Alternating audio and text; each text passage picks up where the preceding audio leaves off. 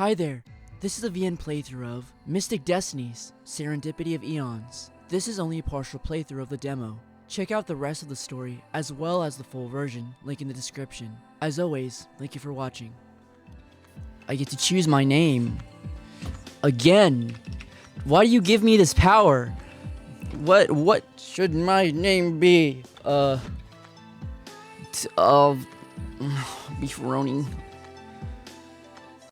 I want beef. Beef, man.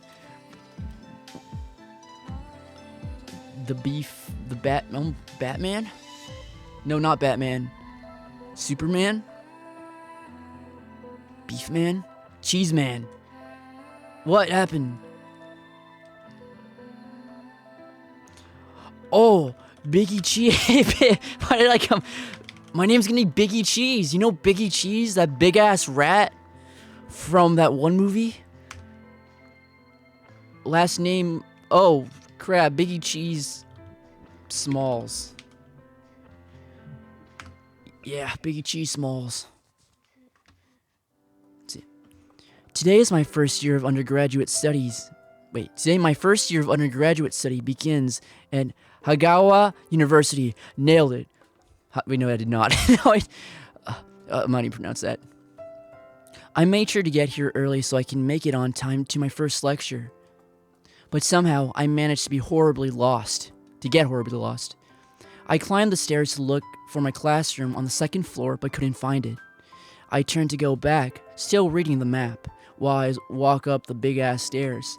Suddenly, I collide into something. Or rather, someone. Whoa! Nice jacket. I lose my balance and throw out my arms to catch myself.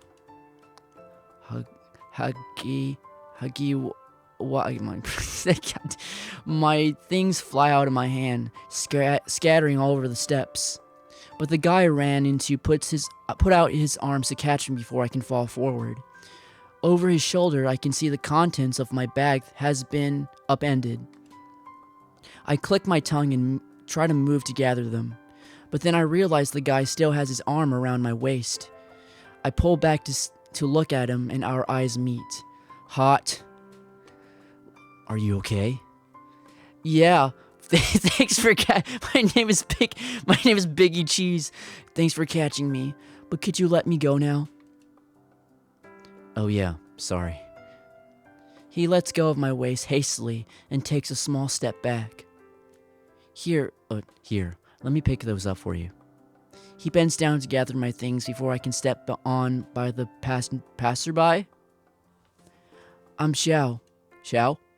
He picks up my map and looks at it before handling everything to me. Is this your first year here? Oh, I keep forgetting who's saying, yeah. Then welcome. It's my second year here myself. He taps a line on my class schedule. If you were looking for this, you just passed by. You just passed it. It's back down the hall on the left. Oh, thanks. I've barely taken the paper back before Xiao grabs my wrist to look at my watch. Oh crap, I just realized my next class is on the other side of the campus. I got a jet. See ya. I got a jet. See ya. Before I realize what's happening, Xiao has turned around and is sprinting away. What was that all about? But since I'm about to be late to class, I don't have much time to wonder. Pushing Xiao out of my mind, I start running towards class myself. After a morning of classes, it's finally lunchtime. I'm at the counter, paying for my food, or at least I'm supposed to be. When I reach in my bag, I grope around for my wallet, but I can't find it. The cashier stares at me, wholly unimpressed with my lack of preparation. Oh no. Don't tell me I lost it. I'm starting to panic when a black leather wallet is thrust in front of me in my face. I did it. What shirt is that? Is this yours? I'm not actually sure at first, until I see the small star-shaped charm hanging off it. I feel immense relief as I take the wallet. Oh good, that's a relief. I was looking everywhere for you. Thank you. I thought I lost it for good. Is there anything... Don't worry about it. You're cute enough for its payment enough. Wait, you're cute enough that its payment enough for me is you smile. What? What? You're Stuart, you're cute enough that it's payment enough for me if you smile. Okay. Nice earring, asshole. He looks expectant enough that I manage to pull my lips into some semblance of a smile. Looking strangely satisfied, he points to the annoyed cashier before hopping over the line's railing. Completely flustered, I shake my head to clear it. I quickly turn around to pay for my food and take my tray to head outside. Why can't I get this treatment in real life? What the fuck? I've been cooped up all day. I need some fresh air. As you can see, I step outside into sunshine. God damn it. As a chilly breeze passes right through me. Hold on, I'm gonna do that again. I step outside into sunshine as a chilly breeze passes right through me. I shiver involuntarily, but it feels refreshing. Thankfully, it also means that there's hardly anyone outside. I sit on a bench on the grass and relax as I admire the campus scenery. But then I hear a voice nearby. I slowly stop chewing and look around to identify the voice. Oh, come on, don't be ridiculous. Wait, there's another guy. That's a guy? There's no way that actually happened. A male's voice is laughing and energetic, yet I see no one around. It sounds like someone's talking on the phone. Whatever it is, it's kind of annoying. Someone moves into view near the flowers. They seem to be looking at nothing in particular. Haha, fine, I believe you. You don't have to look so annoyed. Ha ha, I've spotted the mystery man. The man of mystery, I wonder what's so funny. Startled by the sudden sound of a phone ringing, I nearly choke on my food. Huh? I slowly, almost fearfully look over at the guy I thought was talking on the phone, and see him pull one out of his pocket. He checks it, then puts it away. All while happily talking to nothing. I wonder what just happened when I notice that the man is looking at me. Maybe you should brush up on your spying skills if you want to listen in on people. I quickly turn back around. Okay. I tried to ignore the weird guy and managed to finish eating my lunch in relative peace. When I get to my apartment, I open up my laptop. I want to sign up for that business club I want to sign up for that business club I heard about before tomorrow. My phone vibrates before I can do much, though. I take it out and realize that there's a rare email from my mother. How was your first week at school? Is everything going well? I left your laptop charger here. I'll be at home Saturday, so you could come get it then. I'd like to take you out on a nice restaurant to celebrate your first week. On my dorm room, Mom. Chihiro. Cool. Oh, of course I left something important at home, and I was trying to be so careful about everything. The end of the email was a bit strange, though. She's never really been the type to celebrate things. Regardless of my thoughts, I type a reply that I'll be there on Saturday. But the strange feeling the email gave me never goes away. The next day I managed to get through classes without getting lost. I finished classes for today, and I'm heading to the first meeting of the business club. Room 129. There it is. I push the door open. As soon as I do, a black-haired man turns to face me. Welcome to the...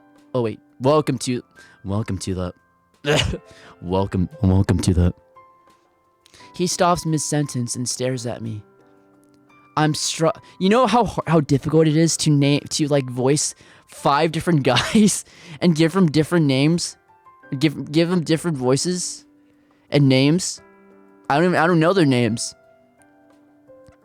I'm struck silent for an entirely different reason. The man has striking aqua-colored eyes. Hot. We stare at each other for a few moments before the voice from behind me interrupts. It's that guy. Hey, come on, let me in. Flustered, I hurry to move out of the way and step into the classroom. As the man goes by, I recognize his distinct hair. His cool-ass hair. Oh, it's that weird guy who was talking to himself. I glanced at the black-haired man again, but he turned away from me. I turned to face the class and lock eyes on the young-looking guy in yellow. Stupid-ass earrings, stupid-ass t-shirt. Is that the guy from the cafeteria? He gives me a big smile that strikes me as suddenly familiar. Weird, I feel like I know him from somewhere. He lifts his legs up and jumps to his feet in one fluid motion. Then he turns to the newcomer. Hey, Shinji. Hey, Shinji. I came here to talk to you. Oh, I forgot about that. I'll lend you that book next week, Takumi. Huh? It's not about the book, it's... Excuse me, don't block the walkway. I heard an irritated voice behind me. I turned to look, equally irritated by his rudeness. Love at first sight already, Tasunya. Tasunya! Shut up, Shinji. I immediately look away from the door and go to sit down. A few moments after I do, someone starts yelling. No, the peaches are running away! What? I look over to hear the voice and see a guy in a bright orange hoodie sleeping on the couch. Is that... I think it was Xiao. What the hell? Why is he here? I'm not really sure. He did stay up pretty late practicing for the part he just got, though. So I guess napping? I think he said something about wanting to join the club. Whatever. Let's just start the meeting. Thanks for watching the club for me, Professor Kasuya. Wait, what was it called? Kasama? Thank you. Tasunya turns around, but the professor is gone. How did he slip out without anyone noticing? But no one else seems to think that it's all strange. The meeting commences without any further weirdness, though I'm surprised at how small it is. Since it seems that we have some new members this year, maybe we should start this meeting by introducing ourselves. I'm Tasunya Yakimura, the class president in a third year. I'm Shinji. God damn it, a third year. I've been a member of this club for a long time. Though I think everyone here probably already knows me, I'm Takumi Arai, or Taku for short. I'm a first year here, but I'm not sure even a club. I'm not even part of this club, haha. I raise an eyebrow at Takumi's introduction. So why is he even here? I look at Xiao and Tatsuya. I look at Xiao and Tatsuya kicks the couch. Xiao startles awake. Huh? Where am I? At the business club you were talking about joining? Huh? Oh. We're doing introductions and it's your turn. Oh, alright. I'm Xiaotori, a second year. I just joined the club. My acting teacher told me if I want to become an actor, it's good to get some understanding in how business works. So here I am. Everyone looks at me expectantly, and I stand up and slightly bow. I'm Biggie Cheese Smalls. I forgot how that song goes. Mr. Fantastic. Never mind. It's my first year here. Did I call someone else? I feel like I used that name already. I don't know why I always go to Biggie Cheese. I'm just so fucking fascinated. It's nice to meet you all. I sit down and Tatsuya starts going over what the purposes of this club is and the kinds of things we'll be doing in it. But every now and then, I see the purple-haired guy, Shinji, glance at me. Shinji. Oh, he's so dreamy. Look, he even has a star on his jacket. What? Am I like super attractive today?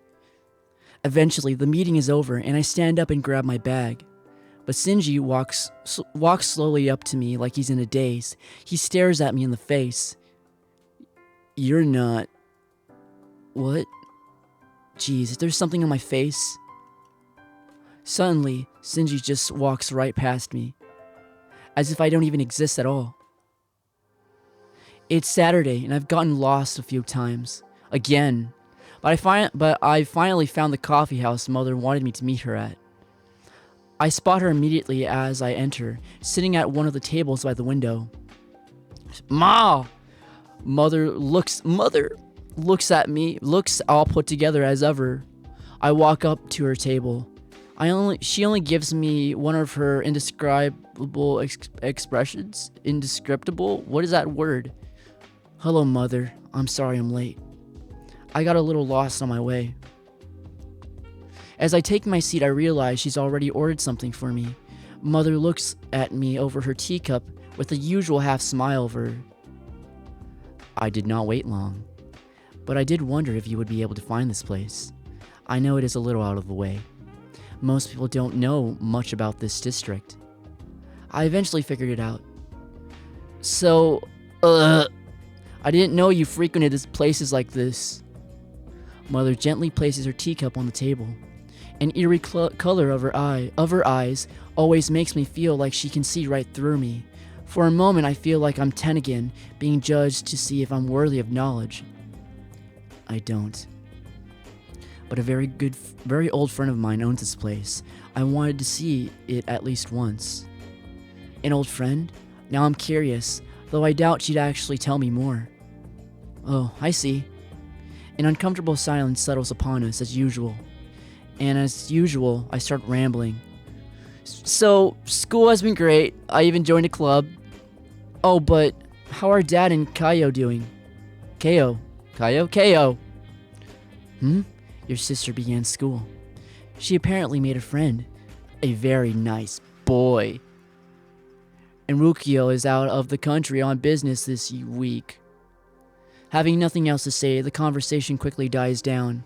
I look out the window as I quietly sip my tea. Lunch with Mother? It's not even a bit awkward, nope. But at least Kaio has a new friend. Kaio? Damn it. I hold back a sigh. Biggie cheese! I have to admit. I asked you to meet me here for a reason. There is somewhere I want to take you. I've been meaning to ever since we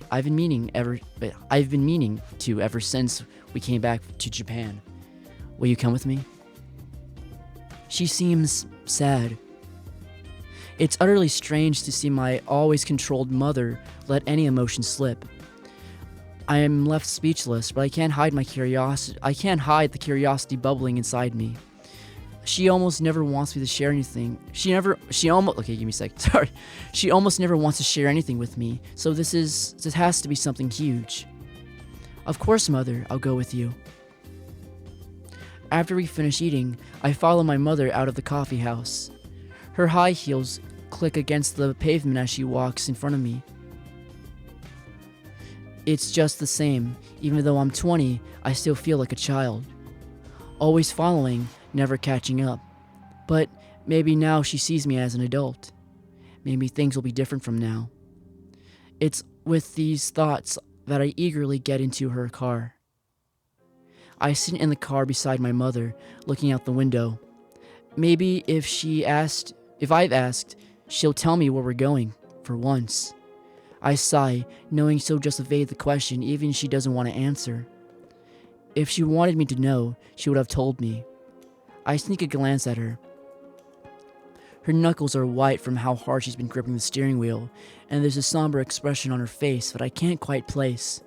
Seeing her, of all people, so unsettled, makes me beyond anxious. Mother, where are you taking me? Mom! Yes? Where are we going? I can't keep the nervousness out of my voice, and Mother seems to pick up on it, as she usually does. There's no need to concern yourself. I sit back in the seat with a sigh. I knew she wasn't going to tell me. People in visual novels talk so weird. I don't know. But unexpectedly, Mother keeps talking. We are going to the countryside. I will explain more when we get there, but please, just relax and make yourself comfortable. The countryside? I guess it might be a few hours then. I can't believe she even said that much, though. I settle in my seat for a long ride, feeling like I might have made a small breakthrough with my mother. After a very quiet car ride, we finally stop at the house in the country. I step outside of the car in amazement. A traditional home? That's a big-ass house. Whose house is this? A gentle breeze sways through the tall field, rippling through the blades of grass. Ugh! It makes such a small sound, and it smells so good out here that my nerves are somewhat calmed. It's beautiful out here. Yes, it is. Mother looks ahead of me with a key and unlocks the door to the house. I hesitate a moment, not wanting to go inside. The sunset is so beautiful, but I can't keep Mother waiting. Maybe I can come outside later? Regretfully, I walk into the house ahead of Mother, who follows me in and shuts the door. Wait here. I'll bring us some refreshments. Okay. Mother leaves before I can finish the sentence. Alone in the room, I sit down at the table. I'm not sure where we are, but it's very peaceful out here. The sound of the door sliding open distracts me from my thoughts. Mother comes in carrying a tray of snacks and some tea. She glides across the room and gently places the tray on the table in front of me. Now we can have our chat a little more comfortably. Thank you. We couldn't have our chat at the coffee place. Mother sits down on the other side of the table. She kind of gives me a creepy vibe. I don't know. I'm sure you're wondering what this place is and why I brought you here. Of course. A few moments we sit in silence. Mother seems to be thinking about how to say it. This house is built on the land my ancestors lived on hundreds of years ago. They lived and worked here. They spilled blood here. Oh, okay. Okay.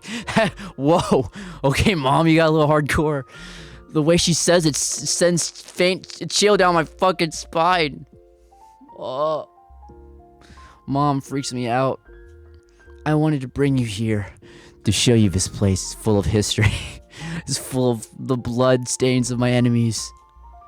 There aren't many things left here from that time, so I thought you would enjoy seeing it anyway.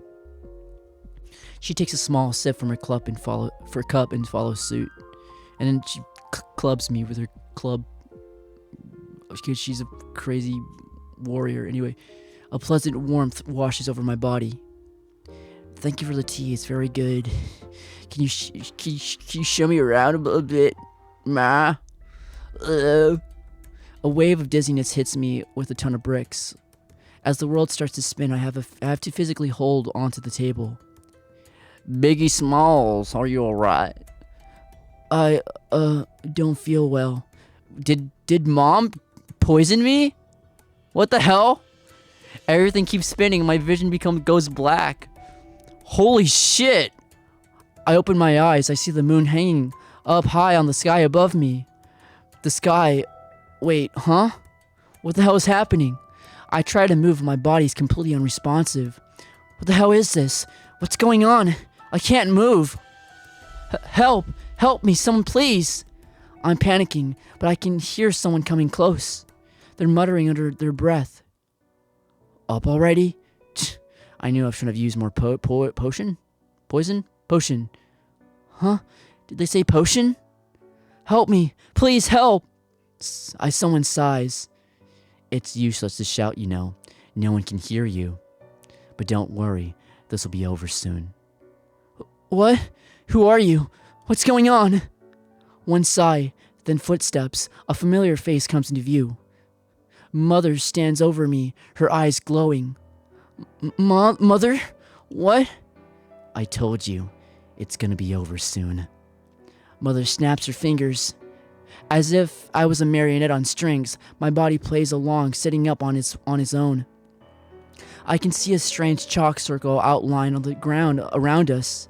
Her heels click against the stone. She walks to something that looks suspiciously like an altar of some sort. Please explain. What have you done to me? Why? How? I can see her eyes dart towards me, momentarily as she continues to work. She places various crystals along the chalk outline. My mom's a hippie. My heart is beating impossibly fast. I try to stay calm as I possibly can. I suppose I should explain. It's only fair. She stops and looks at me. I am the Batman. I am many things. My true name is Shizuka. I am the last living sorceress. A mistake rendered me cursed, unable to die. I just want to say it's a coincidence that I'm playing a lot of visual novels with like supernatural shit in it. That's a coincidence. I didn't mean to do that. I'm sorry. What? But how is this even possible? I want to doubt her words, to simply write this away as some weird dream. But it feels real. Too real. She laughs and continues her strange preparations. The curse of immortality is immortal as well. Of course, it would be like that. It's almost funny. What? It might have been an accident, but considering who he is, it makes perfect sense. For centuries, I have searched for a way to undo the curse. I thought it hopeless until a friend told me of the way I could finally be rid of it. Mother continues to carefully place crystals in a circle around me. Damn it! The only way it would work, however, is if I completed the ritual on a very specific date, and if I had someone very specific to transfer the curse onto. With a momentary pause, she glances at me. A daughter? No, not a daughter. An homunculus, a perfect copy of my physical self. And so I created you. I'm not your mother. I am an alchemist who made you. What? So I came out of a bottle? Many words I could say get stuck in my throat. I feel like I'm going to pass out again. This has to be some sick joke. This can't be real. This is just some terrible dream. I just need to wake up and I'll be back in my bedroom. But if this, by some insane chance, is real, there are some things I want to know. Who are you? Is there any other way? What about Dad? Can I ask all these questions? Who cursed you? What about Dad? What about Dad? Does he know? Your father is human. There are things he does not need to know. He is safer that way. There are a million more things I want to ask, but Shizuka carefully places the last crystal. I can't ask the last question, damn it. The chalk outline suddenly glows an eerie green. Wait, stop. Wait. Hold on. What? How am I a homunculus? Did she do the dirty with my dad? Does that mean... Wait, hold on. Was I conceived? Because if I was conceived, and if that makes me homunculus, does that mean that everyone's homunculus too? Or did she use like some weird potion or whatever? Did she like get his sperm and like put it in like a potion or something? I don't know. Am I homunculus? That'd be super cool. With a wave of her hand, my lips snap shut. Now completely paralyzed, all I can do is watch. Shizuka kneels in front of me. She takes out a small vial of some strange liquid. It looks like billions of shiny shimmering stars gently swirled together in a tiny bottle. She quickly downs it. Damn. Shots. Ugh, that tasted about as bad as I expected. Take a big ass shot. Shizuka stares at me and I can see the green in her eyes start to swirl and change to brown. I feel sharp pain in mine at the same time. I want to scream as the pain spreads from my eyes to the rest of my body. But since I can't move, all I can do is scream in my head. It hurts so much. Please make it stop. As my vision slowly darkens, I see Shizuka stand up, her eyes now completely brown. I'm sorry. I can barely hear her whisper the words. As she disappears from my vision, the world goes dark. Ugh. I grab my head that's throbbing with pain. Where am I? I'm so groggy, I can scarcely remember my own name, much less what happened yesterday. I manage to force my eyes open and ease myself into the sitting position. Holding my head still, I go back through everything I remember. I went to school, then I met my mother for lunch on Saturday. Flashes of strange images suddenly come to mind. A strange house I didn't even know my mother owned. Having tea by the setting sun. Then last, the feeling of helplessness, fear and confusion while my mother made strange preparations under the full moon. And of course, brief but excruciating pain. I laugh nervously. That's right. Must have been a dream. I can't shake the negative feelings the dream gave me, though, or my grogginess. Somehow, I managed to push myself out of bed. I check my phone screen. I notice it's a small notification from the school, but more importantly... Crap, I gotta get to school. I rush to get dressed and get some pain relievers before I run out the door. While waiting for the traffic light to change, I check my phone. Curious, I open the email I saw earlier. New course added. You have been added to Intro to Mystical Studies 101. Please follow the instructions below to follow your class. HU faculty. What? That's a cool-ass class. That's a pretty useless class. What? I think back, but I don't remember requesting any such class. Mystical Studies? Is that like religion or something? The class starts immediately after my last one of the day, so I won't have time to find out about it. I'll just go talk to the teacher and figure it out later. The light turns green and I turn my phone away. Yeah, I won't worry about all this weird stuff. I'll just keep focused on what I need to do today. Despite my best efforts, my headache never went away, but all my classes are done for the day. Well, except for one. I go into the elevator and look for a button to the basement as the instructions said. I don't even know this place had a basement. Place finger over elevator buttons. I hover my finger, big finger, Walter, over nothing, feeling like an idiot. But then the air shimmers around my head. A button appears in the empty space with a symbol indicated basement. What just happened? Okay, Biggie Cheese. Just stay calm. You're probably just tired and seeing things. I firmly cut off all other thoughts forming in my mind and press the button. I step out of the hallway that looks like something out of a fantasy movie. Damn, this is under a school? Okay.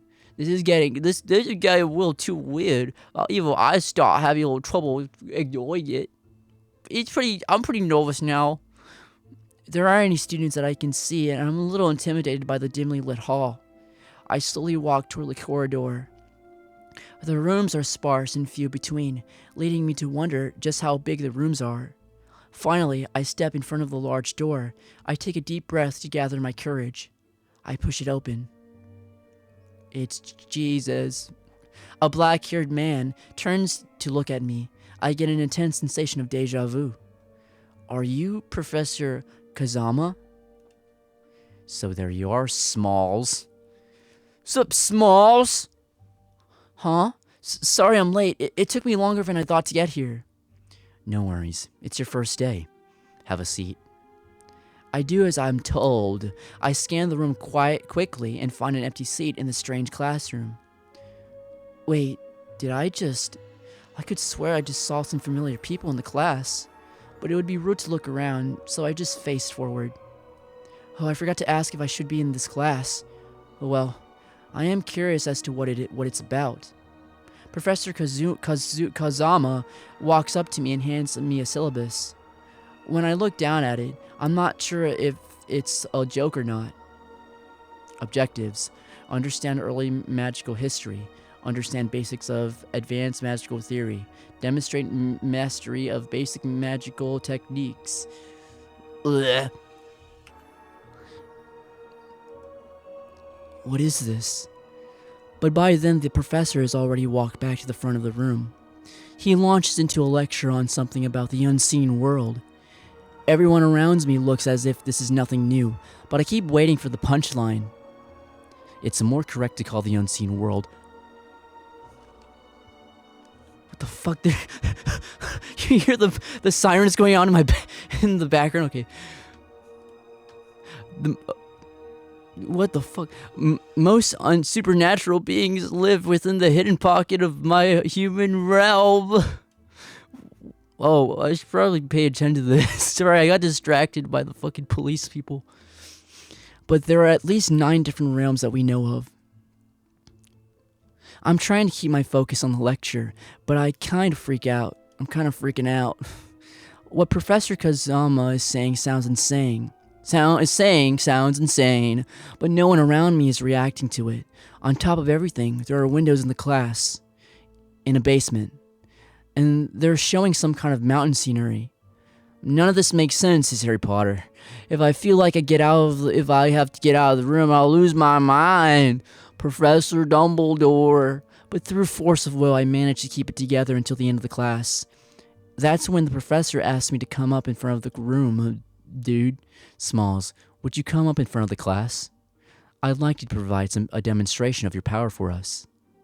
Huh? I walk up to the front slowly, in a complete daze. This will be your homeroom for your magical classes. But I've been asked to see what you can do so we can better place you in the rest of the class. I have no idea what's going on here, but I think you have the wrong girl. You mean you really have no idea what this is all about? No, I don't. Well, maybe the fastest way for you to understand is through the first-hand experience. With that, Professor Kazama places one of his hands out towards me, palm up.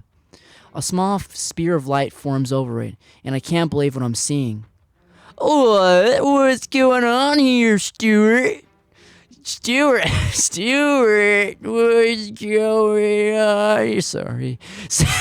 Genuinely scared. I take a few steps back amidst the murmurs of the class. Here goes. Kazama places his hand back, aiming the spear right at me. He's gonna fucking kill me. He's gonna do a Kamehameha on me. How? How is this happening? What do I do? My fear, stress, and confusion with the entire situation finally comes to a boiling point. But the splitting headache I've had all day is just icing on the cake. All of a sudden, more than anything else, I'm pissed off. A hot feeling bubbles up inside me, and I feel like I'm gonna burn up. A painfully bright light surrounds me. I can barely understand what's going on as Kazama throws the spear at me. I explode. I die. I blow up in flames. Oh, I literally die. There's nothing. Oh. Shit. That'd be funny. That'd be funny if the game just ends and I just die right there. He just throws his fucking Dragon Ball spear at me. I'm aware of the sensation of cold, hard stone under me. I feel extremely worn out. Like I can't even move my head.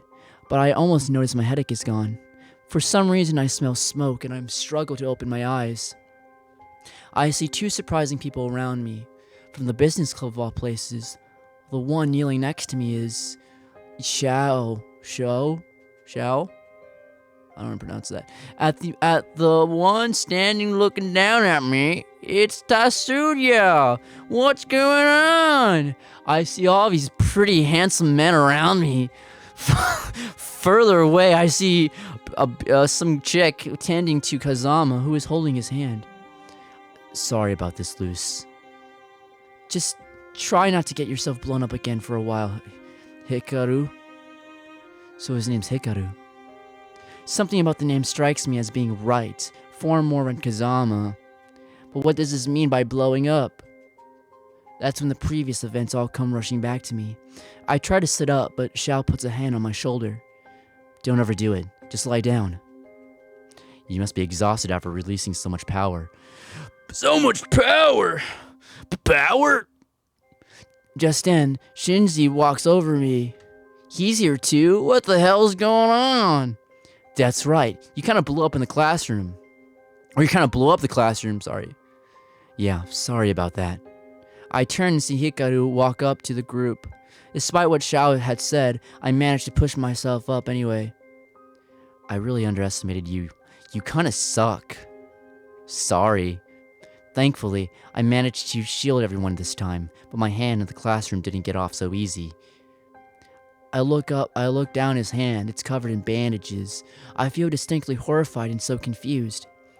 I did that? You did. I know it wasn't on purpose, but it just makes you even more dangerous. What? You kind of fucking blew up everything. Okay? You almost killed everybody. Okay? I didn't know I didn't know how you awakened so suddenly and with so much power. But you're too powerful right now. Your level's over like 10,000. To others and yourself, you need to partner with someone until you can get your power under control. What do you mean by partner with someone? I don't even understand where these powers came from, okay? Then it hits me. My mother, the ritual. Somehow, it wasn't a dream. Regardless, you need a lot more instruction than just a class every evening. You need someone who is able to learn, who you'll be able to learn the basics and protect themselves from you. Professor, he's saying it as like I'm trying to kill everyone. Professor Kazama looks around at the guys surrounding me. Now this is a sticky situation, am I right? Since these young men seem to be so interested in you, maybe you should choose one of them, and maybe they should battle. Every one of them is trustworthy. I know you'll be able to rely on them. What? Seriously, Mr. K? You have to be kidding me. I don't have time to babysit anyone. If she needs help, I don't mind. Consider it an assignment. I'll grade you on it and everything you want if you want. But Smalls, your power is far too volatile to be left alone. I know it's a lot to ask, but please make your decision now. I gotta choose a boy. I gotta choose a guy. I'm gonna choose the first one. Okay. Xiao Hattori, the emotional drama king. He is a popular and upbeat drama student who lives socialized. He can come off as cocky and airheaded sometimes, but he's also very sweet. Secretly, Xiao hides painful struggles behind a smile. Even as an adult, he still lacks control of his powers, and his choice of career means at odds with the acceptance he seeks from his family. Thanks for the fucking, backstory of your fucking life. Come on, it's Xiao time. What a dork. Character bio? He's 20. Okay. Birthday, August 10th. He's actually kind of short. I don't like short guys, okay? I like tall, handsome men. I'm biased, by the way. A major theater drama. He likes peaches and... That sounds so autistic. He likes peaches and the sun, ghosts, and being ignored. That's so stupid. What is this, MySpace page? They say Xiao is so bad at cooking he can actually burn water. Okay. The unseen. Unlock his hidden side as you read through the story. Okay. Can I go back? Return? Alright. I guess it's Xiao time. Main story 1. Chapter 1. Fire starter. Oh yeah, baby. Alright, let's go. Sorry, I had to prepare myself for Xiao. Professor Kazama's words ring in my ear. My stomach is in knots. Make my decision now? How can I choose by all these handsome men? Despite my uncertainty, my eyes naturally drift towards Xiao. He's the one I met first and talked to the most. So I guess... Okay, fine. I picked Xiao. Okay. You got me pinned. Huh? Me? Suddenly looking so serious, Xiao turns to face Professor Kazama. Professor K, you can't. You know I can't. My Xiao, wait. I think this will be good for you. Besides, at least any explosion she causes can't hurt you. Uh, hold up, explosions? Please tell me I'm not gonna explode anyone by accident. I'm sorry. Yeah, you're right. Of course you are.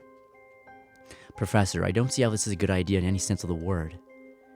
If the only other option is Shao, I'd be a much better candidate. Didn't you not want to do this? You said you didn't want to do this. Make up your damn mind. Make up your damn mind and let me kiss you. I could teach her at least. I could teach her many things. Powers. I could teach her in the room. Tetsuya. This was her decision. We have to respect it. We respect women. Yeah, but how can she possibly act responsibly without full knowledge of the situation? I don't know. Maybe Tetsuya's right. I'm definitely the worst candidate here right now. If you can't believe in your judgment, then trust in mine. You can do this, Shao.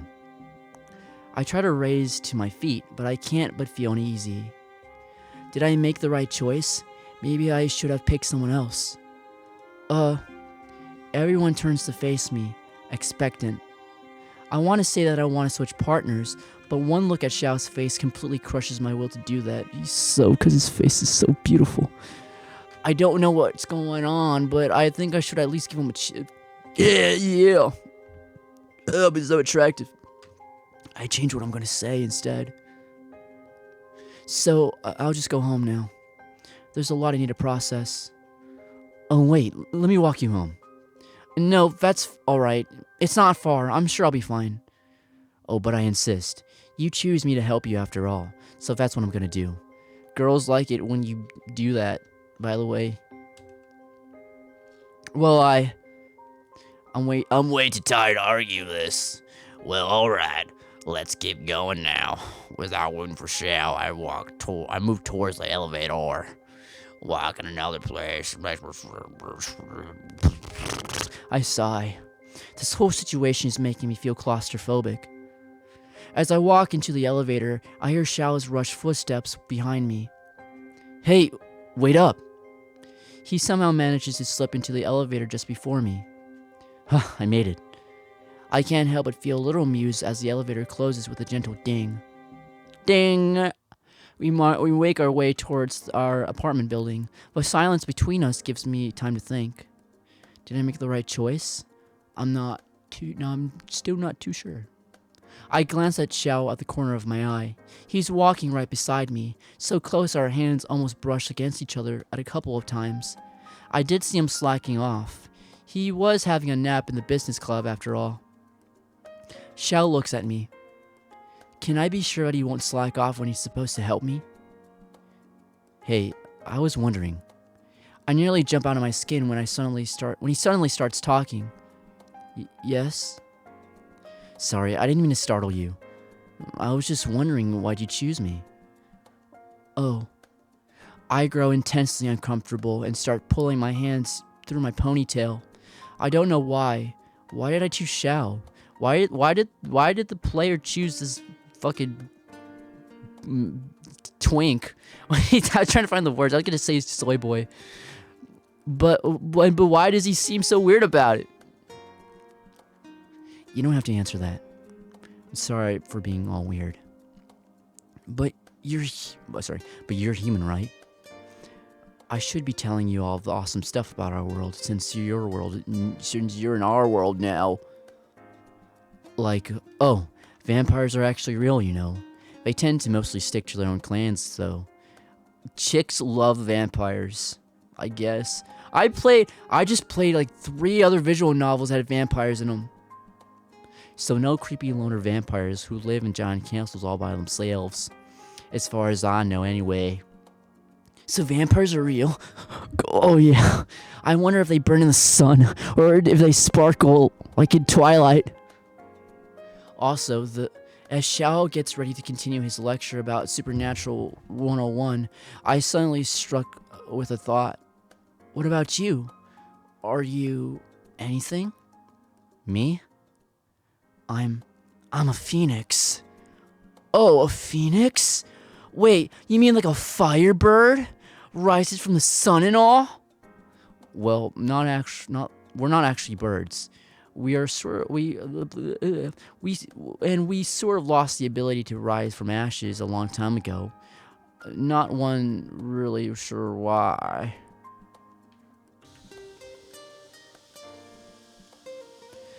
But we're still pyrokinetics. Wait, but we're still pyrokinetics. Okay. Technically, anyway. So is that why Professor Kazama said I can't blow you up? Yup. Fire can really hurt me. That's one ability all phoenixes were born with. The conversation dies down after that, and we finally come to a stop in front of my building. Sho stands in front of me, fidgeting. Will you be okay all alone?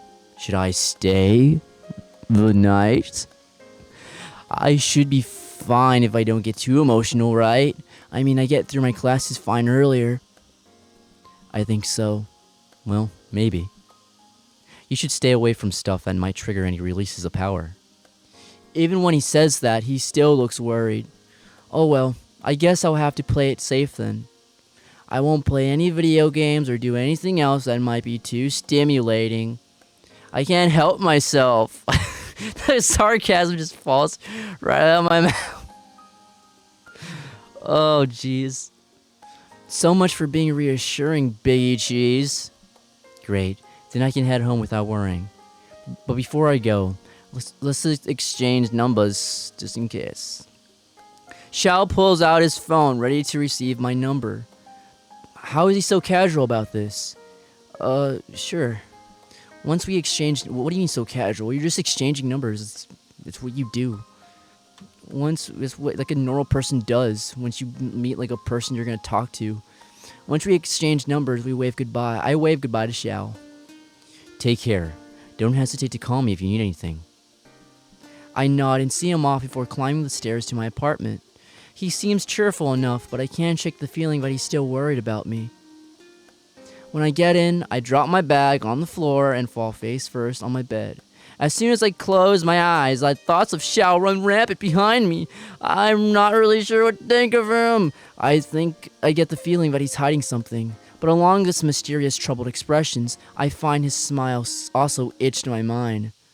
You like it. Sorry. That was my computer. I eventually managed to push myself off my bed to do my nighttime rituals. Dressed in my pajamas, I'm alone in the dark. In my dark, tiny bathroom. I stare down at the running water, slowly pulling in my cupped hands. Completely mesmerized, my thoughts quiet down for once. Light from the bedroom slithers in through the open door, dimly illuminating the small space. I gently wash away the peach scrub that I put on my face. The warm water feels nice against my skin. I look up at my reflection as I pat my face down with the towel. Huh? What the? I blink. Once, twice. It can't be. I move closer to the mirror. What the hell? With my nose practically touching my reflection, I can't help but gasp at what I see. My eyes. One of my eyes is now vivid green instead of brown. Stunned into complete silence, I slowly pull back from the mirror. There's no way this is normal. I carefully touch my reflection. For a moment, I actually wonder if it might suddenly reach out and grab me, but nothing like that happens. I look so strange with mismatched eyes. Oops. Could this be a side effect of my new powers? As I'm trying to figure out the various possibilities for my eye color change, I finally realize something. This green, it's exactly the same shade as... A sharp pain rings through my skull as repressed memories start flowing back to me. I open my eyes. I can see the full moon hanging up high in the sky above me. No. I try to move, but my body's completely unresponsive. Help me. Please, help! A homunculus, a perfect copy of my physical self. I created you. What? And so I created you. He created me. I am not your mother. I am an alchemist who made you. The chalk outline suddenly glows in an eerie green. Suzuka stares at me, and I can see the green of her eyes starts to swirl and change to brown. I want to scream as the pain spreads from my eyes to the rest of my body. It hurts so much. Make it stop. I'm sorry. I'm sorry. I can barely hear her whisper the words. My mother. No, she's not my mother. My creator. The memory of the pain brings it back all new. Like a wildfire, the ghostly pain spreads through my body. My vision starts to blur. No, not again. The bright light flashes, suddenly illuminating the dim bathroom. In a rush of panic, I stumble and bump into the counter, suddenly knocking something off of the ground. As my glasses fall and clatter to the floor, I started back into reality. The light goes away as quick as it came. I don't move. I don't dare to. It feels like the world's closing around me. I look back at the mirror. My own expression surprises me. Terror. I'm afraid of myself, of what I can do, of what I might do, accidentally or not. I'm unsure of what to do, even if I can't even do anything. I know I can't even begin to comprehend what my creator did or can undo. My mind wanders deeper and deeper into the endless terrible outcomes. Suddenly, a familiar vibration of my phone lets me know that I have a missed message. The screen lights up again and I pick it up. Message received. I scrub my tears away and sigh. I'm an idiot. The light that scares me so much. It was just my phone going off. I actually thought I was about to blow up something. Okay. Blow up. Trying to get rid of the overwhelming embarrassment, I quickly grab my phone and go back to my room. I sit down, homunculus style, on the bed and read the messages. Oh, they're both from Xiao. What time is it? I'm talking about the time in the story. I tap the touchscreen to reveal 3 very cheerful messages. Why not surprised by text like this? Hey, smile face. It's me, star, smiley face, star. Surprise, bet you weren't expecting a text from me so soon. What emoji is that? I got home and I thought I should check with you. Today must have been really scary for you, suddenly being thrown into a different world like that. Everything will be okay. What is wrong with me? You'll be in the best school. You're in the best school to learn all you need, and I'll be there for you whenever you need me. Good night, Zawoo. What a dumbass. I stare at the cheerful messages and I can't help but smile. Even in text form, shouts to be very, well, him. I gently tap on the screen again and open the next message. P.S. Don't forget to stay away from anything too exciting. Don't watch any emotional dramas just in case. Night, smiley face. I snort. He really took me seriously that time. Still, his texts are kind of adorable. Maybe I should text him. Maybe I should send him something. Should I be flirty? Should I be funny? Should I be sassy? Should I be serious? What should I be? What if I don't text him at all? Just ghost him and leave him on read. No, shit! Oh, fuck, I didn't mean to click on... No! Shit! Oh, I clicked that. Damn it. I can't really think of anything to say, so to someone who I don't know well. I put down my phone and decided to pull out my handheld game console. Playing video games will get my mind off of this mess. Whoopsie daisy. Sorry, I did actually leave on read. Sorry, Xiao. You kind of suck and I want nothing to do with you. I end up staying up late into the night playing one of my favorite RPGs. I practically pass out, blissfully unaware of anything, around 2 a.m. It's been a few days since my episode in the bathroom. Luckily, there hasn't been a repeat performance so far. I ended up signing up for one more class on Wednesday, Introduction to the Unseen. It's to help me learn it helped me a little in learning more about this new world I've been thrown into. My new reality is finally starting to sink in. Still, at times it's hard to believe all of this is really real. Though, to be honest, it's only really The only real noticeable difference is the change in my eye color. I did try to get some brown contact lenses to hide my new green eye, but that was a complete failure. Somehow I managed to get through a dozen colored eye contact lenses, and every single one of them turned from brown to green within seconds of being put on. But considering how crazy things were at first, the contact thing is no big deal. At least, no one has been rude enough to say anything about it yet. I haven't really seen the boys from the business club since the whole explosion thing in Professor Kazama's class. I wonder if what they think of me after that. I reach the door marked 129 and hear voices coming from inside.